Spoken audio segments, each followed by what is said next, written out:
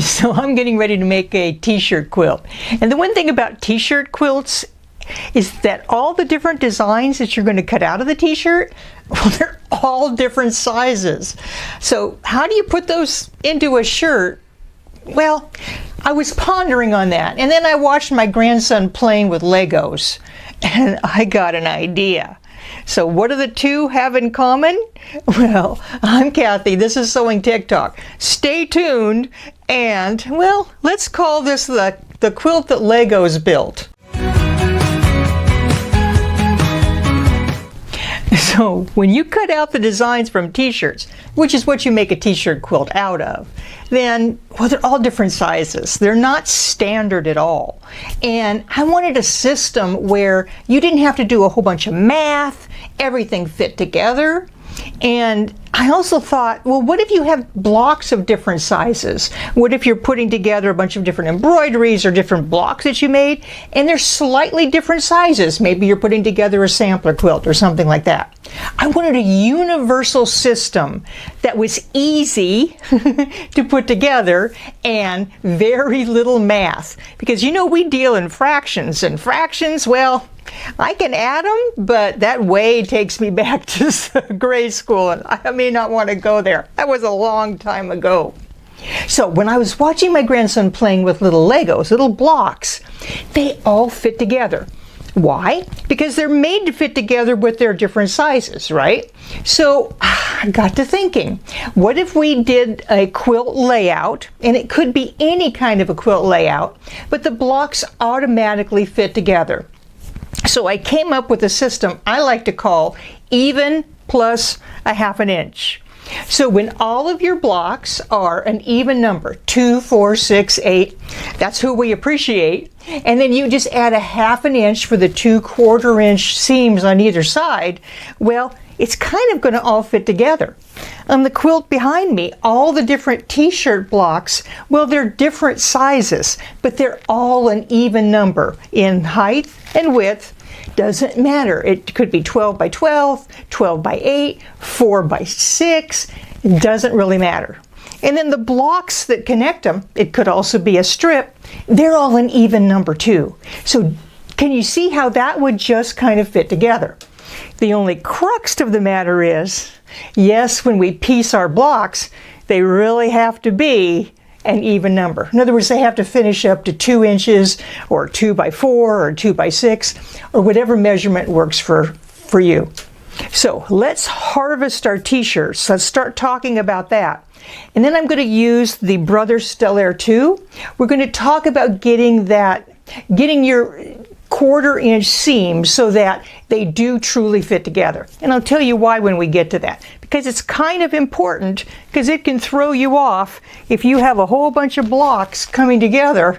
Well, if they're off by a half an inch, kind of defeats the purpose. So let's talk about harvesting our t-shirts. This t-shirt, well, it's kind of fresh from the farm, if you know what I mean. Chickens make me happy.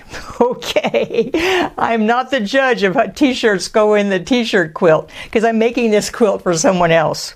So when you get a fresh t-shirt, you're going to want to launder it, because this one, well, this one, you know, I'm just saying this one needs to be freshened up a little bit.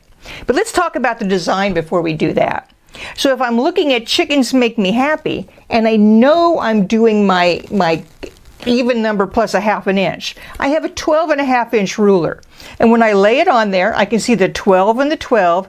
Yeah, Chickens Make Me Happy is going to kind of just fit, because I have that half inch for having on the two sides, which gives me that 1/4 inch seam all the way around. But that might be kind of squished, and I do want some options. So when I'm putting my quilt together, I don't want to have it to be 12 by 12. Maybe 12 by 16 would work better. And maybe this design would look better for, well, all the way around it to have a little bit more of the dark t-shirt. So now I have bigger rulers, and I really, if you can get a bigger ruler, I think it's really going to help, because this ruler, my goodness, this is a 20 and a half by 20 and a half inch ruler. They also make them 16 and a half by 16 and a half. Yes, it's a very big ruler, and yes, you have to store it I guess it would work as a lap desk, but you can see how you're going to get lots of different options if you use a big ruler like that. But when we're harvesting our t-shirts, we don't want to necessarily have just the exact measurements, because we have to add some, hold on, there we go. I want to have some leeway. So what I generally do is I take my chalk marker and I mark basically what I want. I can go around the shirt. I'm going to mark that I need that. I'm giving myself lots of extra all the way around, because I'm going to have to avoid, obviously, the collar of the t-shirt and the sleeves. So what I'm going to do is I'm going to cut a generous amount. I'm just going to take my mighty scissors and cut away a nice big spot of this t-shirt. Let me show you what that looks like. So this one has to go to be freshened up, if you know what I mean. So here is a part that I cut out of a shirt, and it's just the banner on the top. See what I mean? How about all the different t-shirt designs are all kind of different? So I cut a nice generous piece all the way around, and when I do this, well, 12.5 by, well, let's see, 12.5 by 4.5, 5.5, that would work great. This one, well, this one's a little bit bigger, isn't it? But I gave myself a generous space all the way around. And that's what I'm really going to suggest. It's going to give you lots of options when you put your project together. So the next thing after you harvest your shirts, oh, and the Dodgers here brings me up to another point. You kind of sometimes don't get to choose what your t-shirt materials are going to be. This Dodgers t-shirt, well, it's a vintage shirt, if you know what I mean. And it has a little bit of the cracking. There's different shirts, and we're going to put some iron-on stabilizer or interfacing to the back of it. So if you have a shirt that has this kind of screen printed stuff, this may not take heat. 100% cotton t-shirt usually will. But generally, you may not have the tag on there to know. So just be aware that different t-shirts are made out of cotton, polycotton, 100% polyester. Just keep that in mind when you're cutting your t-shirts apart, because they may or may not be able to tolerate heat. The other thing I wanted to show you about this is I left a giant area below the Dodgers. I think because this Stellair has a feature called My Design Center.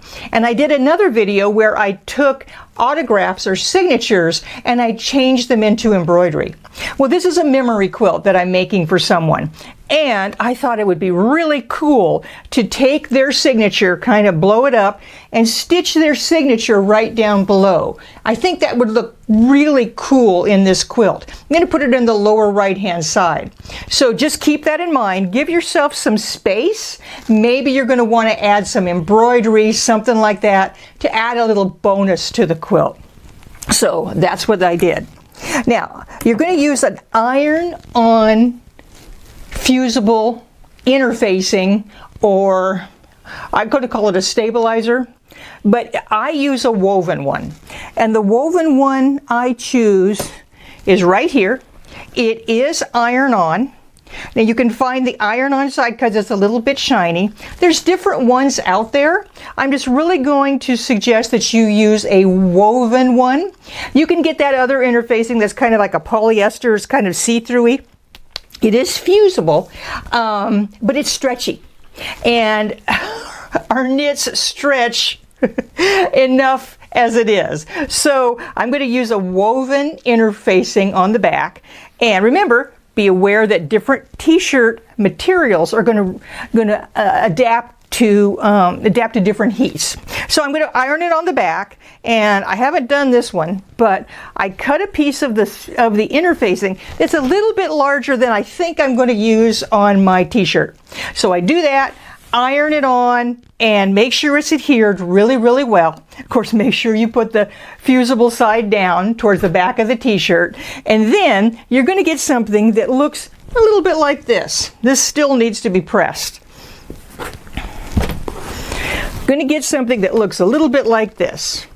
And then what I do is If you wanted to, when you're designing your t-shirt quilt, right? I said these are all building blocks that go together.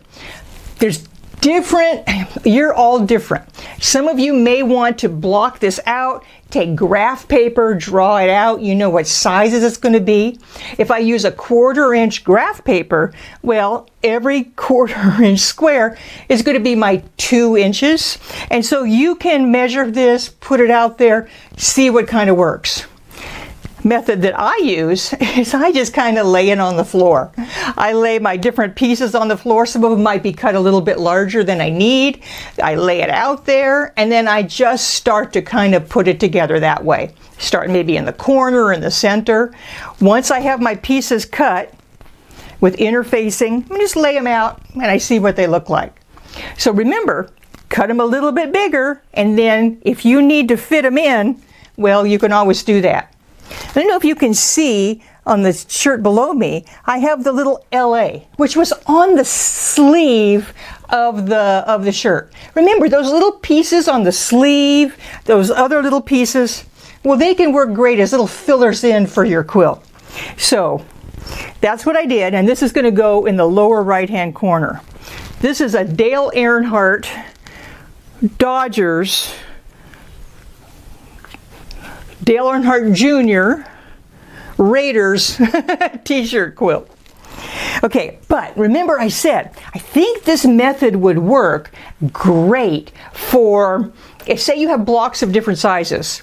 Well, I'm doing photo stitch, and photo stitch is where you can either use either the top of the line Brother or Baby Lock machine or software, PE Design or palette software, and you can take an image and turn it into an embroidery. So I'm doing a series of those, and well, this kind of works, it kind of doesn't.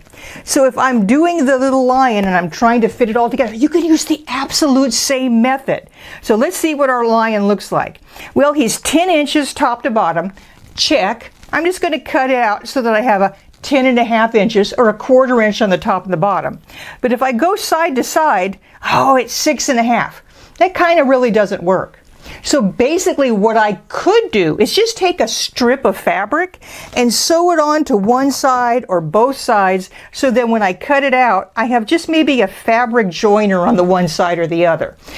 Then I can cut out my little lion so he's 10.5 by whatever's going to work for me. You see how this quilt this method can work for putting together things of various different sizes. So I think it might be something to add to your repertoire. So when it comes to fabrics, I kind of generally, after I lay out my my t-shirts, harvested t-shirts designs, I kind of see what I kind of want. And then kind of be bold with your fabric choices. Some may bring the quilt together. The quilt behind me, I just used a whole bunch of different scraps that kind of picked up the colors in the various designs. You can take designs and take them one way or the other. Say you don't want it to be so busy. Well, don't make as many small squares as I did. Maybe batiks would work beautiful for maybe t-shirt designs from the national park, something more organic. Or say you have a bunch of computer ones. Well, maybe black and white would be kind of fun. You'll know because you kind of know who the recipient is. But be aware that you can use all kinds of different fabrics, and it just kind of takes the quilt and makes it more sparkly and exciting. Because just a bunch of t-shirts might just look like you're looking in a closet. Let's take it up and make it jazz just a little bit. So now, all my units, except for the ones that might be adjusting when I have like that lion or a block like that, all of my units are going to be measurements of 2, 4, 6, 8, an even number, and then you add a 1/2 inch. So on this quilt behind me, I thought it'd be, I just used 2.5 inch squares. And you can put them together any way that you choose. I made like strip sets. You can make 4-patch patches. You'll need a kind of a combination of both, because sometimes it was a row of single, sometimes it was 3, sometimes it was 4. That's just what worked with my quilt. Now, let's talk about the machine a little bit. because I think it's important that when we get our pieces put together, that they end up to be finished 2 inches or 4 inches or 6 inches, whatever even measurement they need to be that finished. Now, let's come up to the machine and let me show you what I'm talking about. So I've set up the machine to do a 1/4 inch seam. Now here is a bunch of features I have on the Stellair that might be super helpful. And I have the Ultra T 1/4 inch foot on. Now, I'll take this fabric away for a second and let's talk about the bed of the machine.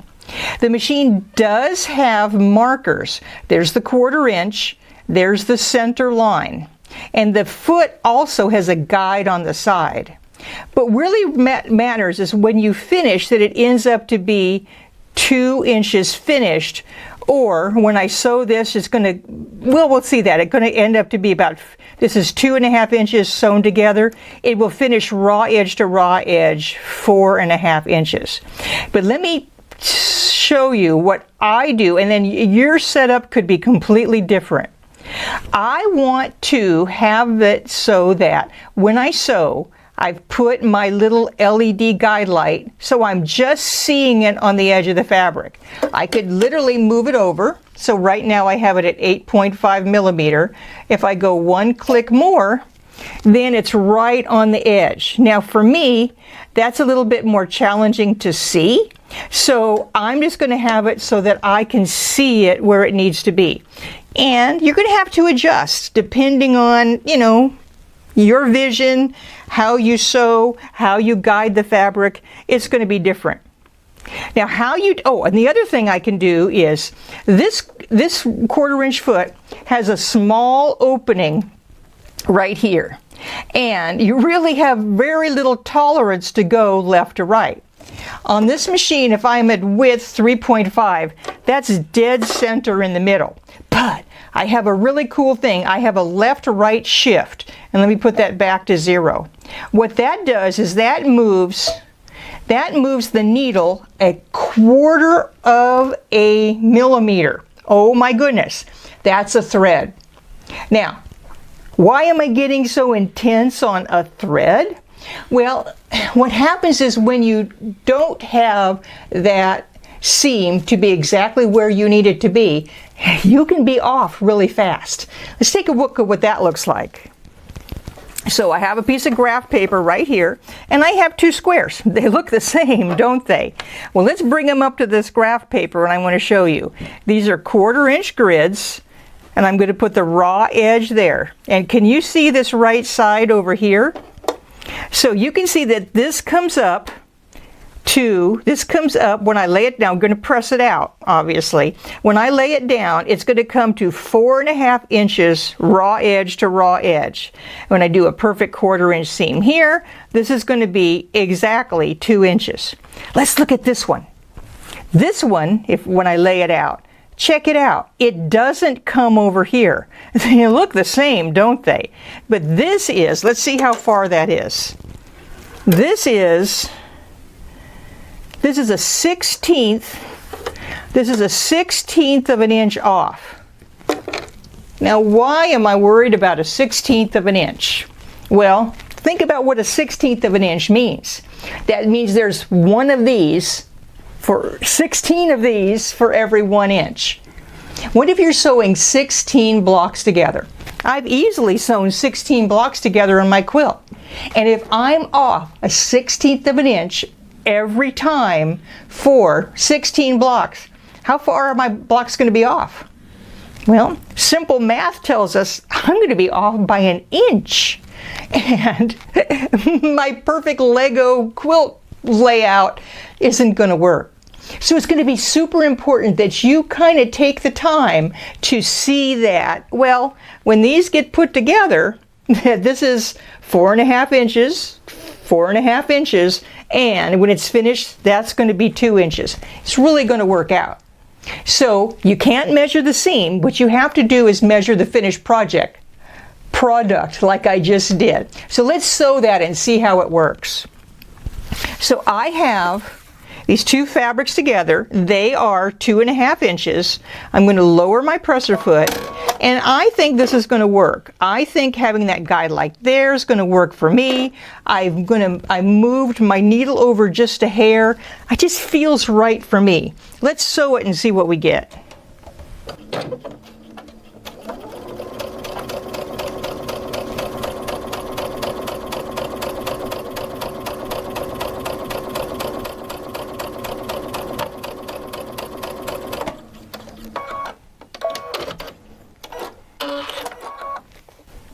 Now what happens is when you're going to do 1/4 inch piecing like this, you're generally going to take your seam, you're going to press it and then press it open. So you're going to press it here to take that round seam and make it flat, and then open the one side, and actually that turn of the fabric is going to take up a little bit of fabric. That's why we make it slightly less than 1/4 inch. I would officially take it and press it, but we'll finger press it for the video, and let's see what I did.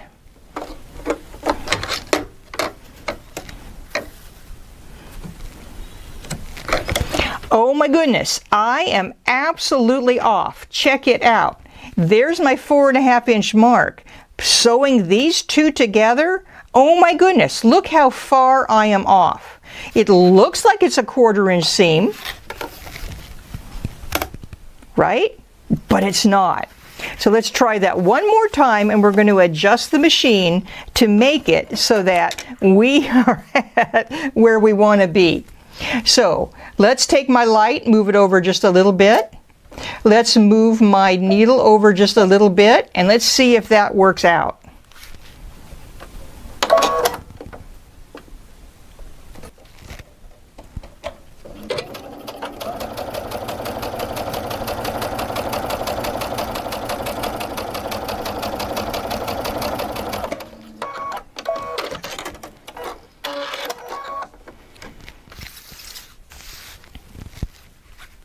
Going to press it,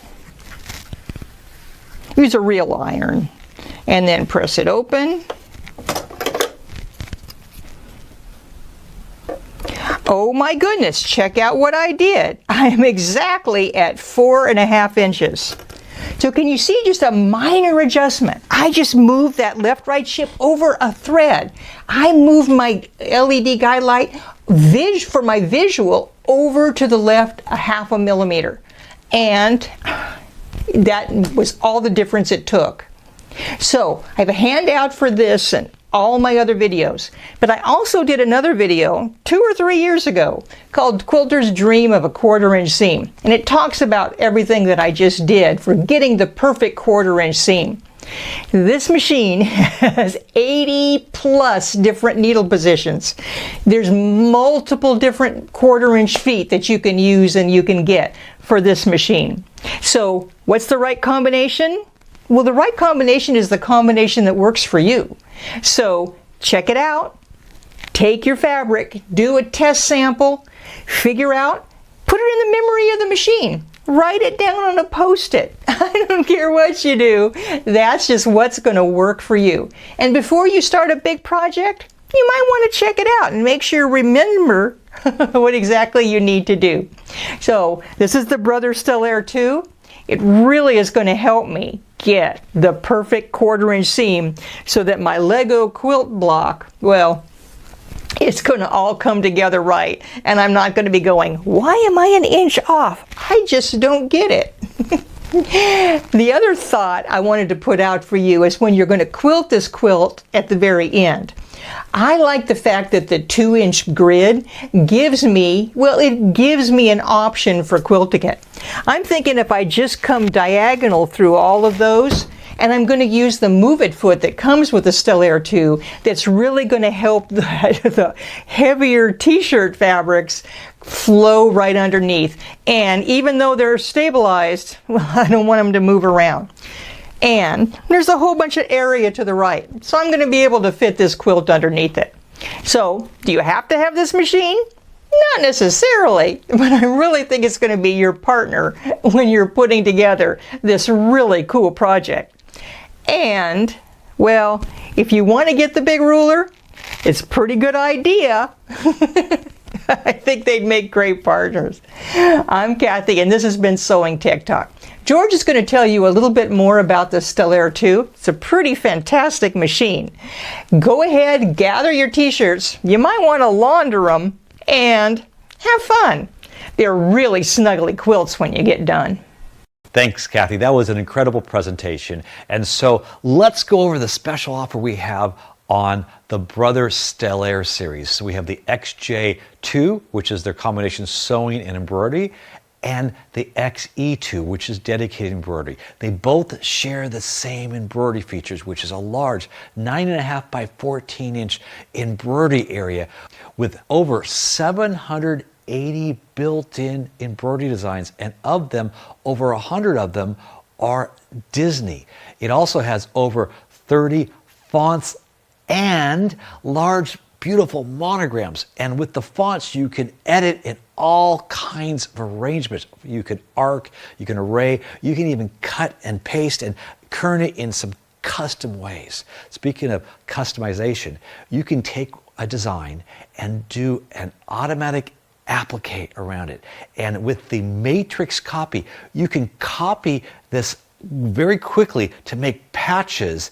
And if we had the scan and cut, we can actually send it to the scan and cut out those patches, and then embroider them beautifully. An additional advanced technology is a new 2-point laser positioning. I can take something like a name and position it perfectly on a line. I can use it to do multiple hoopings and match them perfectly. I can even use it for edge-to-edge quilting. Now, part of what the Stellair series offers is a special relationship with the scan and cut. They actually can marry together, so I can send an applique design right from my machine and it will cut it out perfectly for beautiful applique. But better yet, I can send a design from my scan and cut and turn it into embroidery. It also unlocks a new feature where I can choose one of the colors of my design, whether if it's a built-in design, I can choose that and turn it into applique. But let's take that heart that I sent over. I turn it into embroidery. I select the color, and now it's applique. Now let's bring over the third part of the piece. I want to create my own fabric, and I can do that with Print Moda. I took an image of a rose and I arranged it just in a beautiful kaleidoscope of color.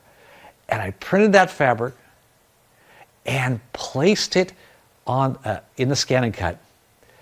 I took my design I created on the Stellair from the scan and cut, sent it over to the scan and cut it out, and I have one complete embroidery design created with that trifecta of creativity. Now the XJ2 also is a sewing machine, and it has a large 11.25 inch opening, beautiful lighting. It has 760 built-in stitches, from quilting stitches to applique to utility. It even has automatic stippling and some beautiful decorative stitches that are very, very wide.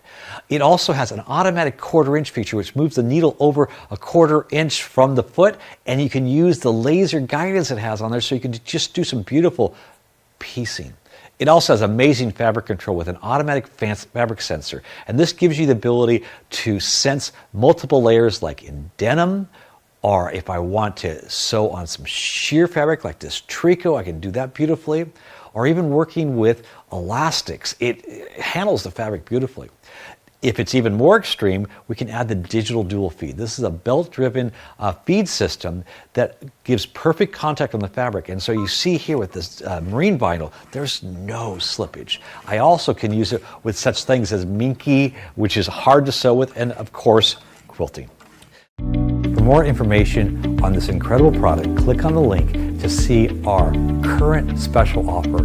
You can email us at customerservice@moores-sew.com or call us at 1-800-865-9664.